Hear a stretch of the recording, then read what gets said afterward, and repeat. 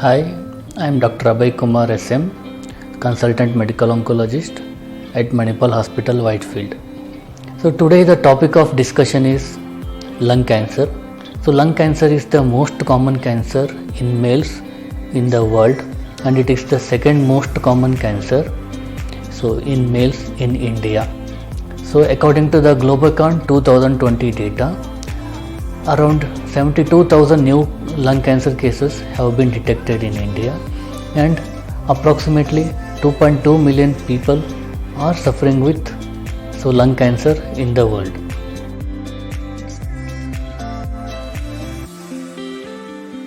So basically, most lung cancers, especially around 80 to 85% cases of lung cancer are related to smoking tobacco products.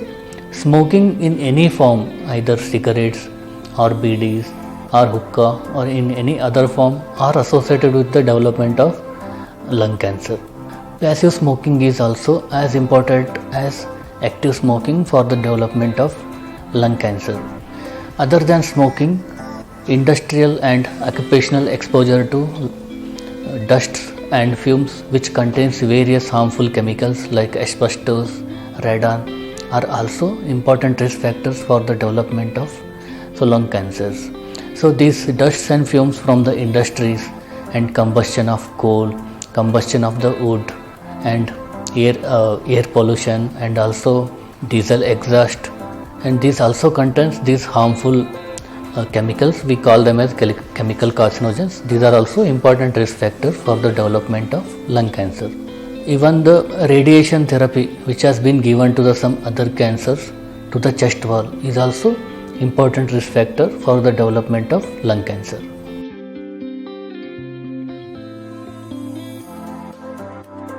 The most common symptom of lung cancer is cough. Majority of the patients present with cough which can be either dry or sometimes associated with production of the sputum. Sometimes there can be also presence of blood in the sputum, so we call it as a hemoptysis. Some patients also present with chest pain, so especially on the same side of the lung, which can be dull aching or very severe sharp pain. Some people can also present with breathing difficulty, especially while walking for few steps or climbing the stairs.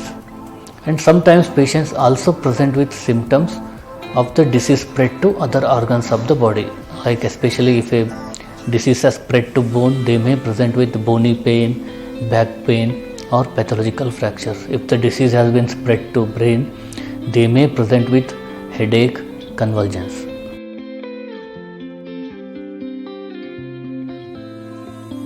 So once the patient presented to us with the suspected symptoms of lung cancer, the next important step is to diagnose it.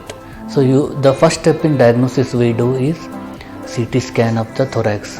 So in that we look for a lung mass. So if the lung mass is present, then we try to do the biopsy with the help of a needle. The biopsy is nothing but taking a tumor tissue sample for the evaluation to look under the microscope for the diagnosis confirmation of the lung cancer.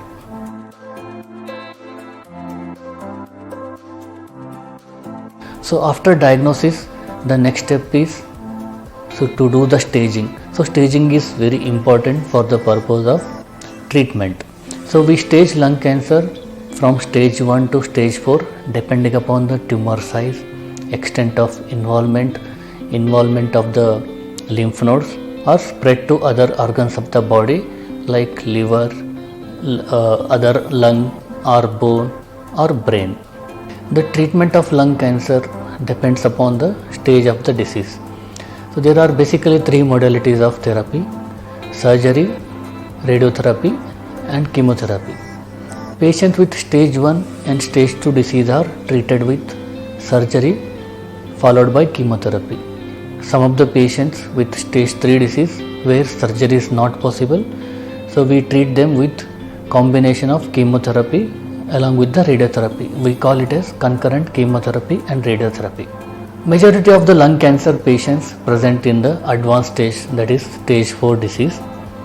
The traditional way of treating these patients is with chemotherapy So these patients were used to have poor outcome with the therapy and poor survival and with a lot of toxicity with the chemotherapies. Because of advancement in the field of molecular oncology, nowadays we are able to identify lot of molecular pathway defects in lung cancer. We can treat them with the availability of the targeted therapies. These targeted therapy are, majority of them are simple oral tablets which can be taken at home with a good quality of life, with a prolonged response to the therapy and with good outcome to the treatment. In patients who don't have any molecular targets, nowadays we are treating them with the immunotherapy, which are the newer emerging therapy since last 5 to 8 years. We are using either alone or in combination with chemotherapy, and we are getting with good results. Prognosis of lung cancer depends upon the histology type, whether it is a small cell or non-small cell.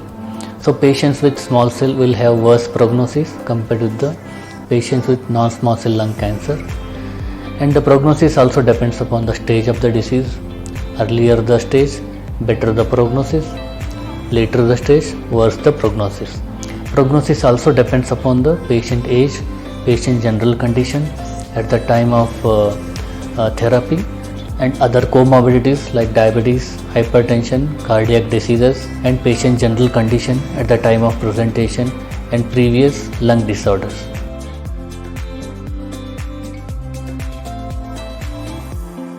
Smoking is the most important factor for the development of lung cancer, and hence prevention of smoking is most important step in decreasing the risk of developing lung cancer. And nowadays, because of the availability of various therapies like targeted therapies, immunotherapy, and advancements in the technologies of doing surgery like robotic surgeries and way of giving radiotherapy, we are able to cure the disease in the early stage, and we can able to treat the disease with much less toxicities in the advanced stage, and we can prolong the survival with the good quality of life. Thank you.